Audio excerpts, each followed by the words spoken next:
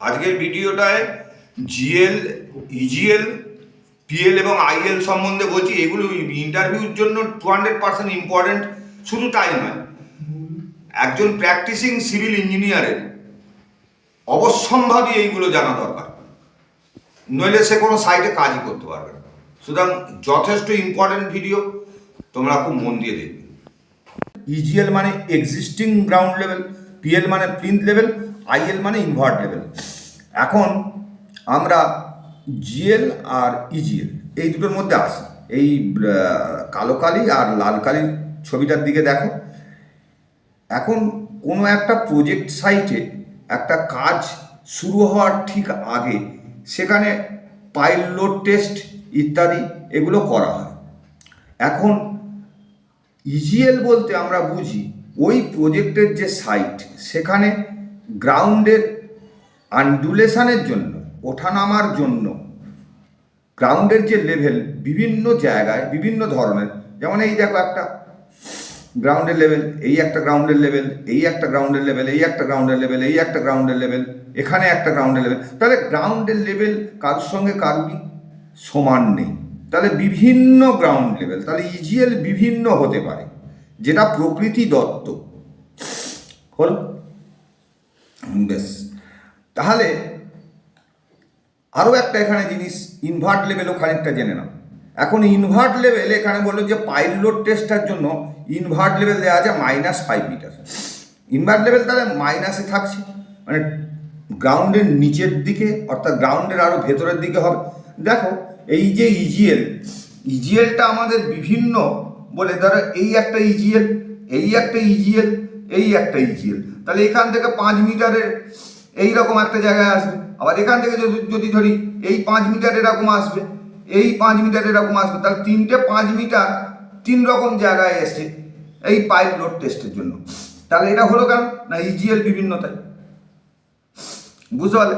এবারে হচ্ছে গ্রাউন্ড লেভেলে আসে। গ্রাউন্ড লেভেলটা কি না, যখন এই প্রজেক্টে পুরো ডিজাইন করা হয়ে গেল যে বিল্ডিংগুলো হবে এবং ফাইনাল ড্রয়িং করা হয়ে গেল, তখন টোটাল এই যে প্রজেক্টের সাইট, এই টোটাল প্রজেক্ট সাইট, ধরো এই প্রজেক্ট সাইটের একটাই লেভেল ঠিক করে দেওয়া হবে, একটাই লেভেল ঠিক করে দেওয়া হবে, এবং এই লেভেলটাই হচ্ছে জিএল লেভেল, গ্রাউন্ড লেভেল। তাহলে গ্রাউন্ড লেভেল মাত্র একটি থাকবে, একটা মাত্র গ্রাউন্ড লেভেল থাকবে, যে টোটাল প্রজেক্ট সাইটের জন্য একটা গ্রাউন্ড লেভেল।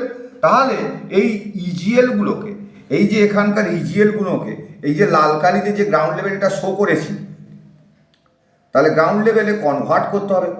এইখানে এক্ষেত্রে যেমন মাটি ভরাট করতে হবে, এক্ষেত্রে যেমন মাটিটা কাটতে হবে, তাহলে কোথাও মাটি, এক্ষেত্রে যেমন মাটি ভরাট করতে হবে, কোথাও ফিলিং করতে হবে, কোথাও কাটিং করতে হবে, করে একটাই গ্রাউন্ড লেভেলে নিয়ে আসতে হবে। তাহলে বুঝতে পারলে যে জিএল যে কোনো প্রজেক্ট সাইডে একটাই হয়, আর ইজিএল হচ্ছে বিভিন্ন হয়।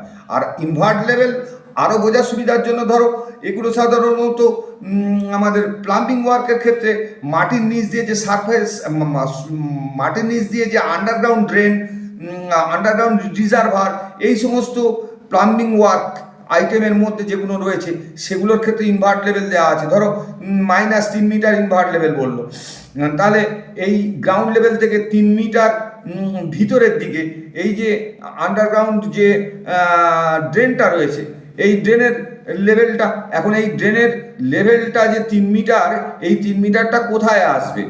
বটমে আসবে না টপে? সবসময় টপে আসবে। Top level of underground drain, যার উপর দিয়ে জলটা ফ্লো করবে, প্রবাহিত হবে, বুঝতে পারলে? এটা একটা কনসেপশন।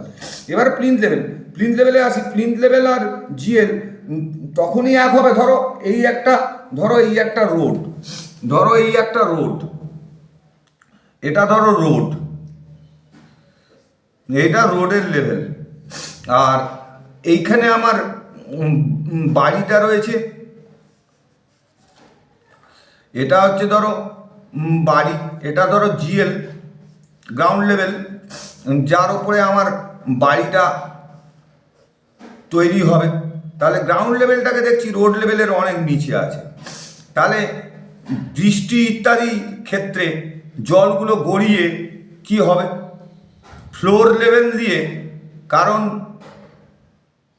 যেটা গ্রাউন্ড লেভেল, গ্রাউন্ড ফ্লোরের যে ফ্লোর লেভেল, সেই ফ্লোর লেভেলের দরজা যখনই আমি খুলবো জলগুলো কী হবে, ঢুকে যাবে ভেতরে, ফ্লোরের মধ্যে ঢুকে যাবে, গ্রাউন্ড ফ্লোরের মধ্যে ঢুকে যাবে, এতে বিভিন্ন ধরনের ক্ষয়ক্ষতি হবে। তাহলে এই কারণে জিএলটাকে আমাদের এই যে ফ্লোর লেভেল, এই ফ্লোর লেভেলটাকে অন্ততপক্ষে রোড লেভেলে এই লেভেলে নিয়ে আসতে হবে।